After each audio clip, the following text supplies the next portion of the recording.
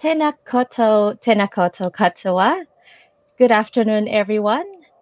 Ko Roscelyne Ringor, PlunketLine nurse, Plunket nurse at Whānau Awhina, no Philippines o ko te puna, kiti nuhua ki te whanganui at Tara. Greetings, everyone. Good afternoon. Today we are joined by Waveney, who is the expert on this topic, and we'll be talking about choosing early childhood educations. And there's heaps of options for early childhood education for everyone. So, how do you know which is the right one for you and your tamariki? So I won't make this introduction quite long. I'll leave the floor on to Waveney so she can introduce herself as well. Welcome, Waveney. Good afternoon. Thank you, Rosalind. Kia ora tātou katoa, ko Waveney Lord tōku ingoa, he tumuaki hau ki BestStart Educare, ki Powell's Road Kindy, ki Kirikiriroa. So I'm a centre manager here in Hamilton at Powell's Road Kindy, and I am a descendant, so he iria hau no Ngāti Maru ki Hauraki, Ngāti Maniapoto hoki. So I'm a descendant from two tribal areas in Ngāti Maru and Hauraki and Ngāti Maniapoto. My interests that land me in this space today to share my kōrero and my tauranga with everyone and with Rosalind is I have a love for transitions, so helping tamariki and whānau settle into education to make these transitions the smoothest possible for tamariki and whānau. I was lucky enough a few years ago to come on to an international research project with Professor Jane White, and that was as a teacher researcher looking at transitions originally, and then have stayed on board the project. Blessed and lucky enough to travel around the world on that project and to share my knowledge within BestStart, as well as the wider ECE sector. Awesome. That sounds really exciting, Waveney. Thank you. All right. So today I think we will be discussing a few things and just giving you a bit of a run through what are we going to discuss about. And by the way, guys, if you have any questions, don't forget to either comment on the comment section or give us a direct message through, and we'll be more than happy to share our knowledge when it comes to our topic for today. Some initial advice and things to consider when first looking at ECEs for early childhood education. Of course, we want to talk about the cost of the ECEs as well and some of the support out there for Whānau. Things to ask about how they run daily when, running day-to-day ECEs, what we might be on the lookout for activities and support-wise.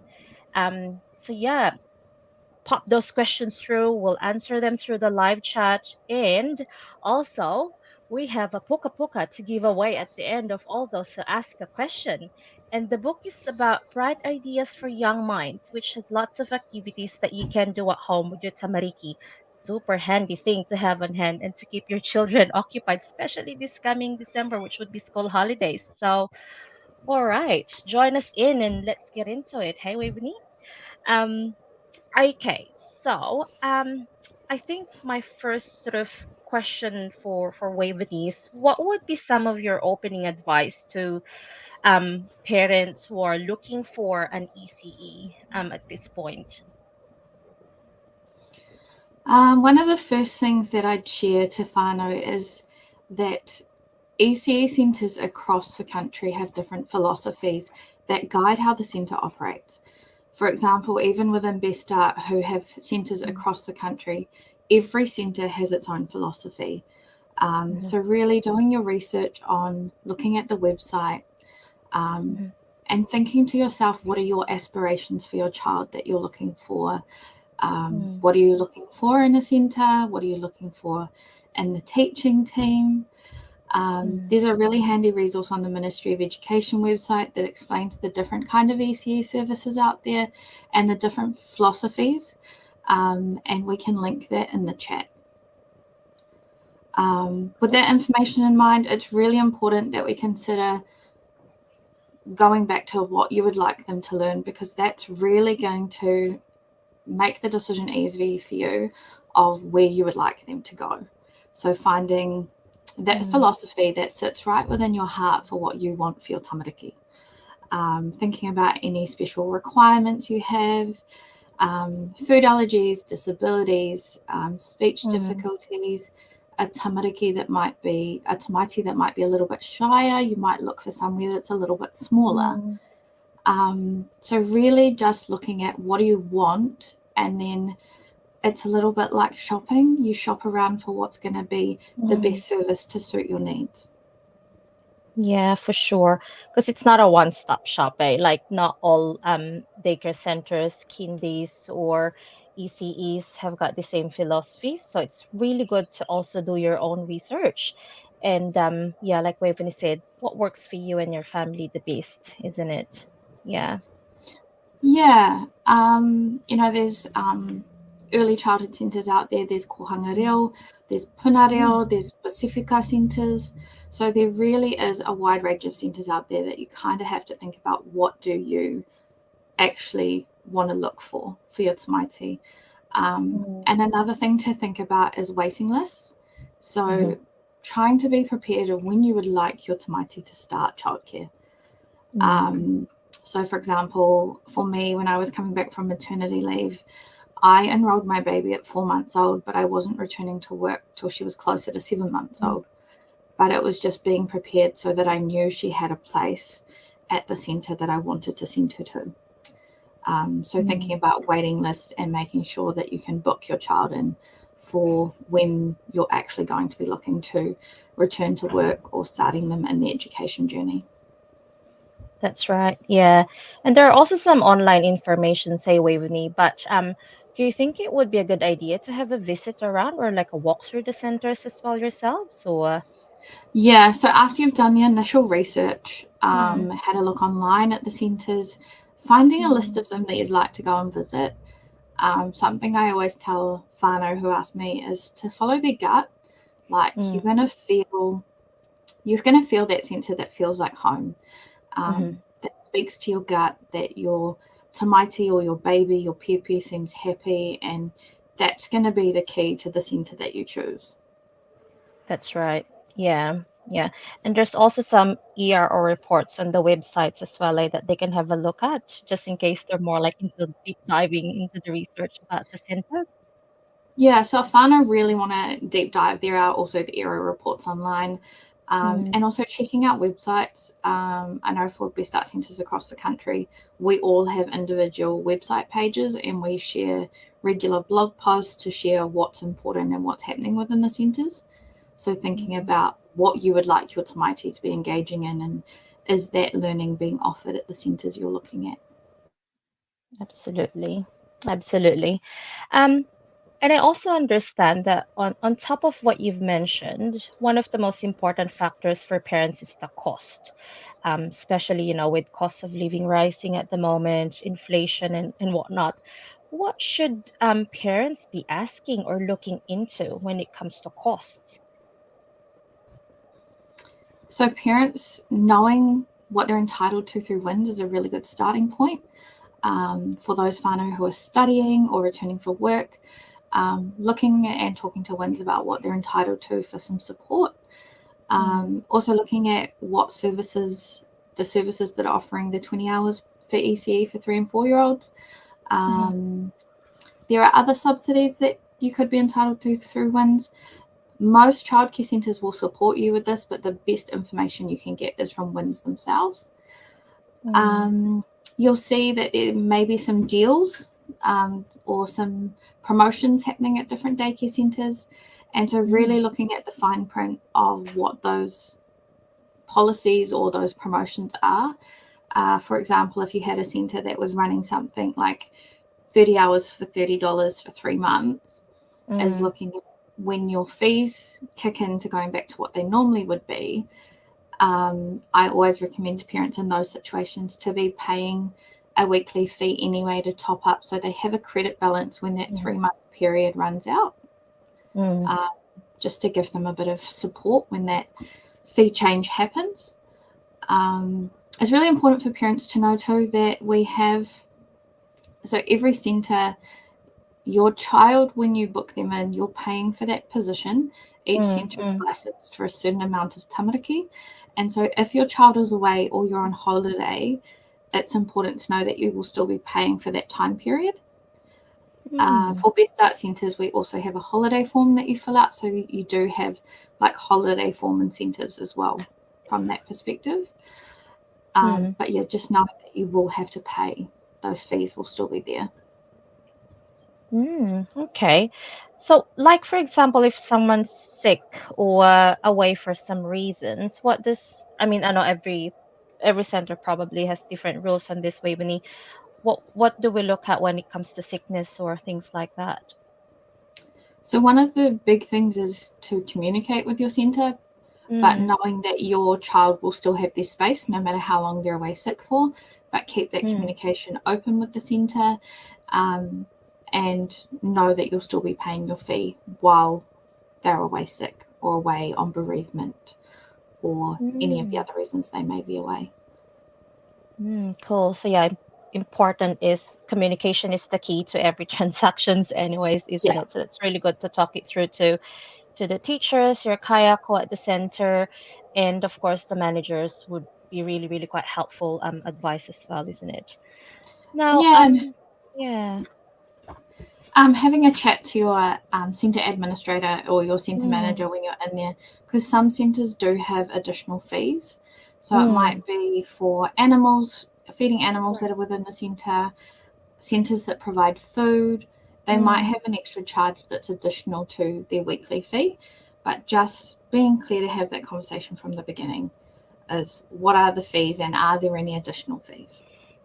yeah. Um, with inflation, we're not sure what we're going to see in regards to fees, but I think Mm, people just be aware that there may be some of those additional fees that could happen. for sure. Yeah. Okay.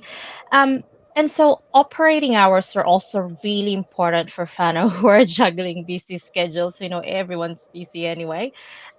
What advice could we offer on that front, Waveney? So, just as you're shopping around for what philosophy Mm, sits right with you, having a look at what hours sit right for you.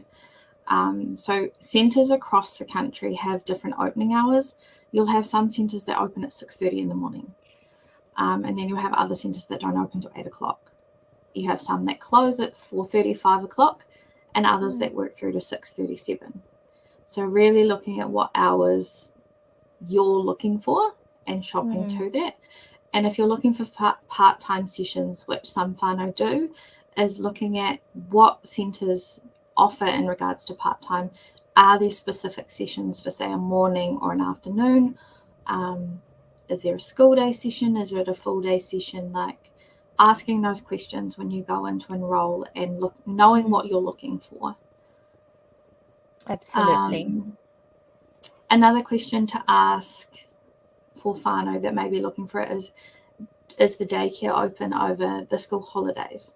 Mm, So is there still going to be the early childhood education option during school holidays? As I'm not sure if any daycares are open on public holidays, but that could be something to ask too if you're a whānau that could seek support for public holidays. mm. But Probably not, I don't actually know if there yeah. is. Mm. But yeah, I'm not sure on that one. I know for us within BestStart, we're closed on public holidays. Yeah, I think pretty much, yeah, some of them would be. Um, we've got a question that came through from Nick and Lindsay. Thank you, guys. Their question is there an average wait time for ECEs across the board? Thanks for your question, Nick and Lindsay. Not that I'm aware of. You will find some centres have like a 3-month waiting list, and then I've heard of daycare centres that have up to a 12-month waiting list. So it really varies dependent on that centre. And because each Mm, centre is licensed for a certain amount of tamariki, they can only have that number of bookings at that time. So that's why the waiting list is created. mm. Yeah, and I think it depends as well, Waveney. I like how popular that childhood center is. Like what you in your little one, you've mentioned before that, the center that you wanted for your child is really quite popular. So as early as 4 months, you'd be, waiting for them to actually give you a place or secure a place for your tamarikis. And it's really having a chat with the administrators, the managers, see whether you can get them onto the waiting list as soon as you can, if you really really wanted them to be on that particular center. Mm. Yeah, and I mean, with this whānau that I know that if, you know, the specific centre they're looking for doesn't have a place for another 6 months, so they Mm. might delay returning to work, or they might look at another childcare centre until there's a space in the one they really want their tamaiti to go to. So Mm. it's just about Okay. having those conversations and exploring your options. Yeah, no, fair enough. Cool, thank you. um Now, what about like, routines and what happens to like day-to-day activities at the center, Waveney? Have we got anything on that note? For whānau, it's about asking for what you're wanting. So Mm, almost your initial engagement with the centre is like an interview. mm-hmm, What is your expectations for your tamaiti in their regards to their sleep time, to their mm, kai, and what playthings that are offered on a day to day. So, having a think about, is there a sleep room? Where are they going to sleep? What time of the day is sleep offered? How would they put your child to sleep if you're mm, um, if you've got a child that self-settles, will your child still be able to self-settle and follow their routine that happens at home at the daycare centre as well? So really making sure that your ECE centre can provide what you have asked them to provide, and talking that through of what your expectations are. mm, Especially for pepe, there's so many different ways that our pepe go to sleep. And from those that self-settle to those who are mm-hmm, wrapped and held and transferred. mm, So really thinking about what's important for you and making sure that's communicated to the ECE centre, so that what you do at home is transferred to the ECE centre. In regards to kai, if a centre provides kai, mm, asking to have a look at their menus. Most ECE centres will have their menus on display. mm-hmm, So asking where that is, or whether you could see their menus, and having a look what food is on offer, and talking to either the cook or the centre manager, is that food what your tamaiti will eat, or if your tamaiti doesn't eat that, what else is on offer? So mm, just those conversations. Nappies across centres vary as well, so you'll find some centres you're required to take your own nappies and wipes, mm. and other centres will provide nappies and wipes. So just being clear about what the expectations are. Like I say, it's almost like an interview. Yeah, You're for asking sure. them, so you get all the information. Mm, cool. We've got another question that came through. Thanks, Kayla, for your question. Is it recommended to be with your child through the initial introduction to daycare centers before leaving them completely? We might touch on this, but yeah. Thanks for the question, Kayla. So my recommendation is to always do centre visits.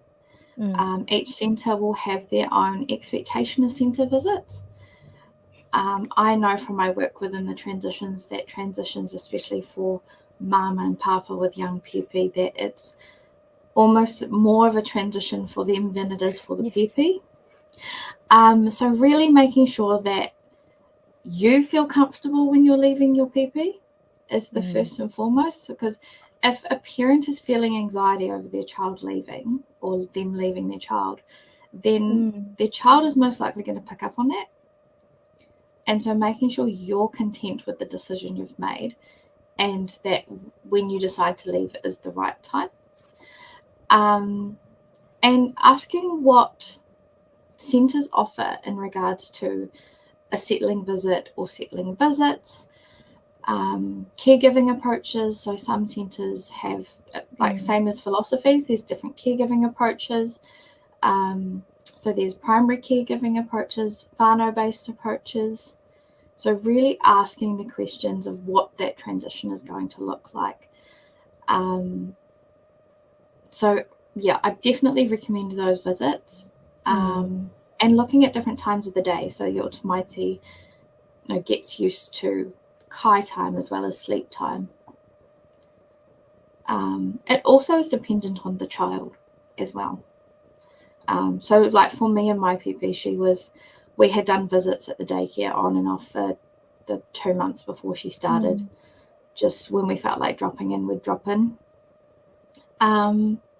But because she was such a social baby, she just absolutely loved it. She was happy as soon as she walked through the door. So I didn't have any issues with leaving her. She was really social. She loved her teachers from the beginning. She really felt at home. And so it really was just a really easy transition. I didn't have any questions. I had complete trust and faith in her kaiako, and she was just this little social butterfly that absolutely loved her space. Yeah, good. Lucky. Yeah, some little ones, we do find as well, like, we get calls from, PlunketLine sometimes, Waveney, they'll ask like, oh, my baby was again fine during the first visits, and then towards the succeeding months, that's when they started becoming quite wary or aware, perhaps, that okay, what's going on? I'm being left here more often than not. What are your thoughts about that? Does that happen in your centers as well? It definitely happens. Yeah. So I do preempt parents that. So Yeah. for some of those tamariki who come in and they're really, really happy, Yeah. especially those who are so excited because everything's so new, is we're in the honeymoon period. Oh, It's true. exciting. It's new. We might get a few more tears by week 2 or 3 when the newness and the excitement wears off, and I'm now left with this bunch of people and you're not with me anymore. So it's really important in those first initial visits, as well as the first couple of weeks, that you know who, I guess, your child gravitates to as their kaiako the most, because every child and every human being gravitates to a certain person. You could have a group of 4 kaiako, but there'll be one kaiako that stands out for your tamaiti. So knowing who that person is and really fostering that relationship, or it might be that there's a couple of them. So for example, recently we've just had a little girl who transitioned, and we know that tamariki build one transition at a time. And so for her, there was myself and another kaiako, and we were her key people. And she'd look for either one of us and she was good as gold. And her care moments throughout the day, her nappy, her kai, her sleep time were always one of us for the initial few weeks. And then as she started to build that security with other people, it slowly decreased. And other people were allowed to engage and be part of her care routines. Cool. That's really cool. So there's another, I guess another key area parents often ask about is the health and safety of the center, of course. What advice would we have on that front, Waveney, like center health and safety? So I guess the thing is, when you're visiting the center, thinking about like what you would like your child to be in. So is it clean and a well-maintained space? What is the sleeping equipment like? If it's a cot, if it's a stretcher, what is it? Does it look hygienic? Does it look clean and well-maintained? The resources and what you see in the environment, is it age appropriate? When you sign up to a centre, you'll get an enrolment pack which outlines many of the key policies and procedures, and these tend to cover sickness policies. So when your tamaiti's away sick, how long they have to be away for before they come back. For example, where I am, if a tamaiti has a fever on a set day and we ring mum and dad, we won't give them PMO. We ask the parent to come and pick them up. Just in case they take them to the medical centre or something else escalates, that PMO can be a mask for other symptoms, so Mm-hmm. letting the parent True. have that um, autonomy for their child. And Mm, so, but when they come back to the centre, if they have PAMO and they have an ear infection, that's a different scenario because the PAMO is mm, there with a purpose. Does that make mm. sense? That's true. Yeah, that's true. Yeah, and people always sometimes would ring us to say, "Oh, my child's daycare had called us and they said my child has got a fever and we're about to pick them up. Do we give them Pamol or do we tell them to give Pamol?" And we would be like, "Oh, you can ask with the teachers there what's their policies around paracetamol because we cannot just say yes, you can give them paracetamol if the daycare center's states policy states otherwise." So we always refer back to the center policies first, because even as registered nurses we can't even say yes or no to paracetamol sometimes, not unless it's prescribed for our tamariki. But it's a good point where we need to ask to check what's in the policies and procedures of every daycare centers because they're all different as well. Yeah. um yeah, yeah. What about like And it, accidents or communication to parents about those things? How do we go by that? so every centre will have accident forms that they fill out when something occurs. And this will be discussed with the parent when they arrive. Um, Mhm. or the centre, depending on what has happened, will make a courtesy call. So for us here, kind of a general rule of thumb is anything above the neck is a phone call to mum and dad just as a courtesy call to Mm, say what has happened. Another scenario for us, so we're a van centre here. mm, Um, our van driver would take the accident form home. But the kāko who was there at the time of the accident will ring the parent and have the conversation so that the person who was there and witnessed the accident can actually explain what had happened. So mm, my advice to parents is don't be afraid to ask for the person who witnessed it or for the person who wrote the accident form so you can get all your answers. I know sometimes that if you're picking up at the end of the day, it might be someone that was on the opening mm, shift. So maybe just checking in the next morning. If you've got any questions about the accident that happened, just to check in with that teacher the next day. Um, but 9 times out of 10, the mm, accident form will have all of the information.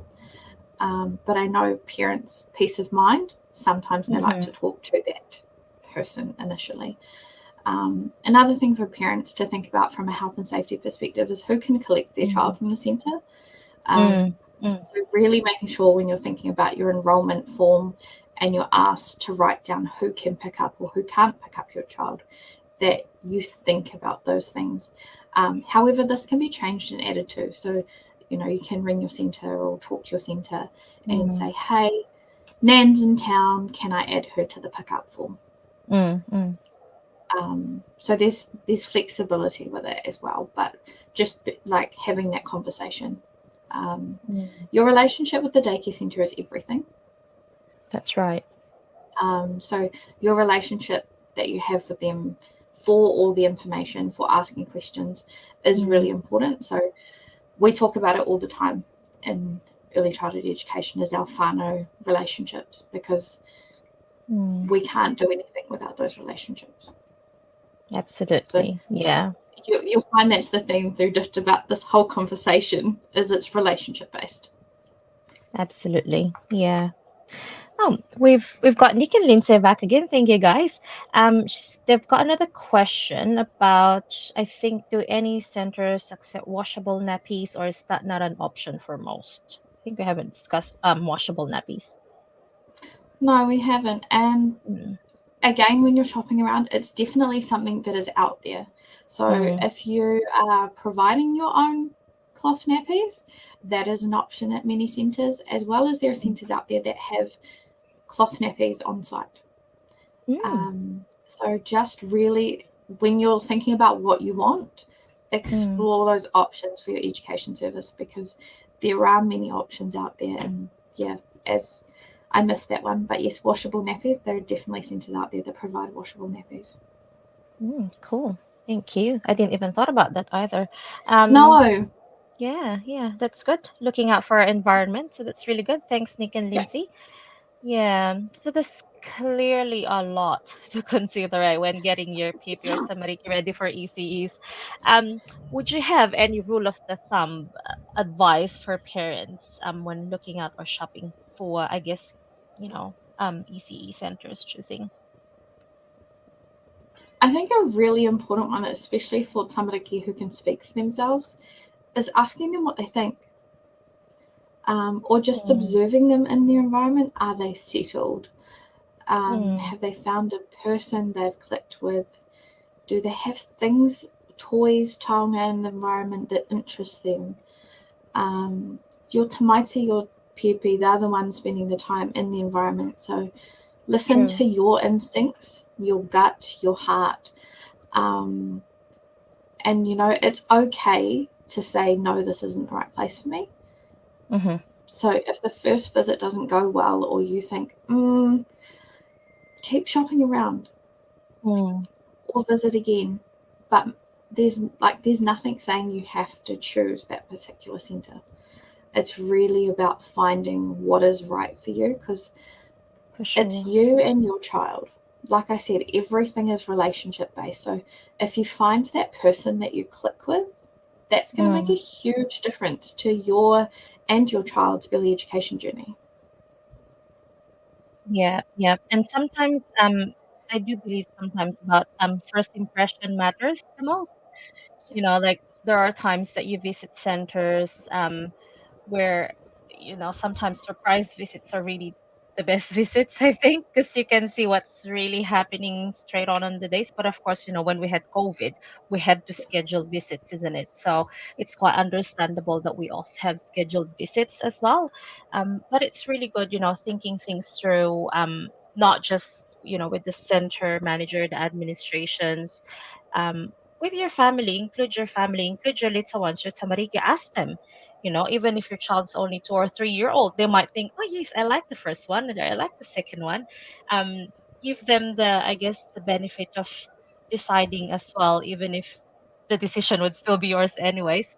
But have a really good feel on what you think your child and yourself feel about the center that you've been visiting.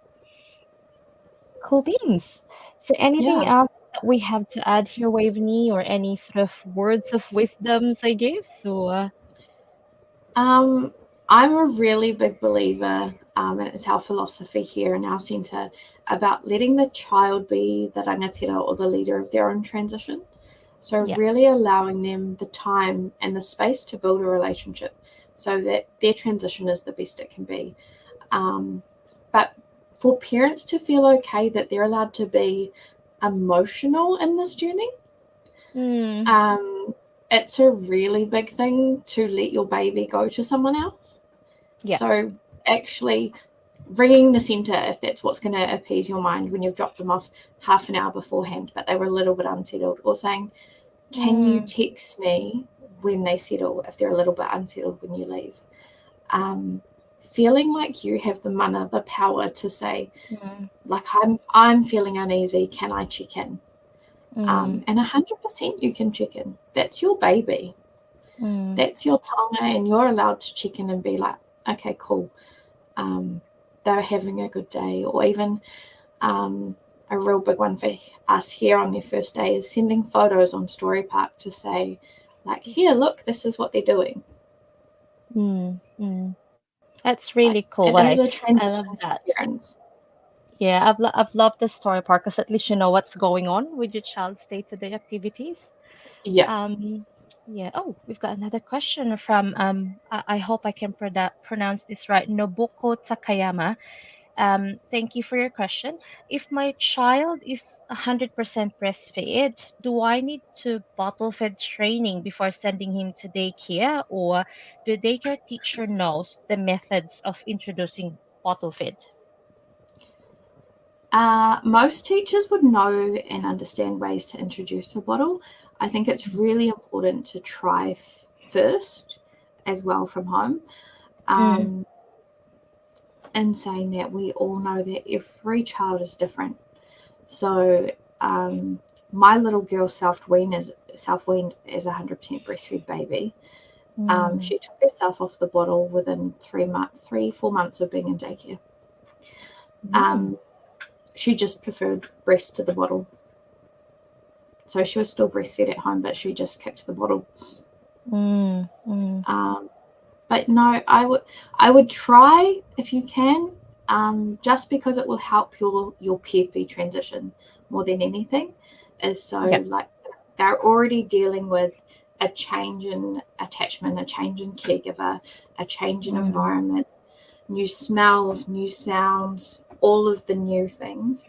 And so Mm. something that can be a little bit of security from home Mm. can also be really important. So as much as Kaiako can support in introducing the bottle, I think it would be nice to have that security from home. Although I know how hard it is to get a child who is 100% breastfed onto a bottle. So I think it's kind of a teamwork. Again, comes down to your Mm. relationship with your kaiako. And if you've looked at the waiting list and you know who they're going to, popping into the centre and saying, this is about the time they feed. Can we sleep Mm. him today and give him a bottle? Because those were some of the things we did in our transition. Was baby was having bottles at daycare Mm. before we left, because she really was a breastfed baby. She wasn't Mm. overly keen on the bottle at all. Knows what she wants. 100% knows what she Yeah, wants. yeah, yeah, yeah. And we also get a few calls like this Waveney at PlunketLine, like are we gonna transition our baby from being just exclusively breastfed to having the bottle because they're going to daycare already. And I think this is what stresses parents the most because they think once they're at daycare, it's a need or a must for them to be bottle fed. But we explain to them, things such as again, like what you said, relationship with the daycare centers, the kayako, talking to them about how you want it done, how you would want your little ones fed and all that stuff. And I guess it's not a one way street, isn't it? So that's why you really have to have a good discussion with the teachers about how you're wanting to manage when it comes to being breastfed to bottle fed. I'm pretty sure that kayakos have got lots of tricks up on their sleeves as well when it comes to introducing the bottles for Pepe and Tamariki. And I Yeah. think one of the things to think about is you're almost co-parenting with your kaiako. Mm. And so, like, thinking about when before you've started that transition is, what during your visits, what can you give the caregivers or the kaiako to do, Mm. um, in regards to those care moments for your pepe, so that Mm. you feel settled, so that you can see how they're doing it. Because again, it's that transition of the parent too, like you seeing that they're okay, that the parent or the other teacher is doing it the way Mhm. you want it done, or that they're finding a way to get it done. So, yeah, it really Absolutely. is like a partnership journey. Absolutely. I agree. I agree on that, Waveney, because you do develop this relationship with the kayakos. And even if, sometimes you cannot help it, sometimes teachers leave the center, but sometimes another kayako would come in talking to them again about what the plan is. And I'm pretty sure that there's a sort of um a handing over to that next kayako who's gonna be looking after your samariki or your pepe. Yeah. Yeah, yeah, there definitely is, and all through life there'll be changes that happen for your pepe, but definitely Mm. those key relationships, they're just important for your pepe as they are for you as a parent. Absolutely. Cool. Now, I think we've gotten to what we most likely wanting to have a chat with today, Waveney, haven't we? We have covered mostly the things that we're needing to achieve when it comes to ECEs, the cost, what do we need to learn about ECE services, health and safety wise, paying attention to the details, the fine prints, and all that stuff. Is there anything else that you can add or? Um, I think one of the things that we probably haven't talked about is having a look at the centres that offer the different staffing, what qualifications and experiences your educators have, Mhm. what are the ratios, so how many tamariki are cared for by each kaiako. So there's ratio system that happens in early childhood education, the number of children that are attending the centre, what age ranges are in different classrooms or the centre itself. Like I said earlier, like for a shy child, it might be the first introduction to early childhood education is a smaller centre, so it's not such a big change. So thinking about the different groups. The 16 areas of play, which we'll share a link in the chat, there is 16 areas of play. So all tamariki learn through play, and you'll find all education services, early childhood education services, offer 16 of areas of play throughout their curriculum on a daily basis. So this can include quiet play, active play, messy play, water play, especially coming into these warmer months. So checking in, I'm sure Kaako will let Whānau know, but checking in when water play is starting, because that generally means an extra couple of changes of clothes. So thinking about the time of year. But yeah, the areas of play, there's lots of things that are on offer for your tamaiti in an early childhood education service. And yeah, 16 of areas of play. I think most people kind of think, well, there's that many, but there definitely is. And it's so beautiful when you see them. Yeah, there really is. Awesome. Cool. Well, thank you for that, Waveney. And we'll be popping in the details for those up here in our comment section. Now, I think we have got a winner for our Puka Puka. And the winner is, drumroll please, it's Nick and Lindsay. Congratulations, guys. So just direct message us with your details so we can get your prize for you for the Puka Puka.